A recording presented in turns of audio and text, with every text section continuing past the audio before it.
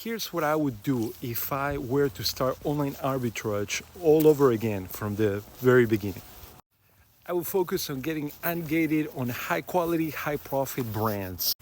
There are so many brands out there, and some will give you IP complaints, they will put your account at risk, they are not profitable.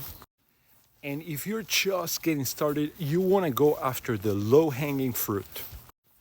Just to name a few, some of these high quality brands are Lego, MAC Cosmetics, Tarte Cosmetics, a lot of beauty brands really, Clinique, Laura Mercier.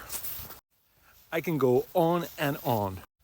The reason you want to get ungated on these high quality brands is you want to focus your efforts. It's very hard to get ungated at the very beginning.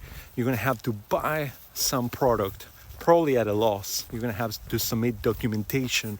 I have a lot of videos on my channel on how to get ungated, but you want to focus on 3 to 5 brands that you know for a fact that once you get ungated, you're going to be able to source efficiently and make good money with those brands.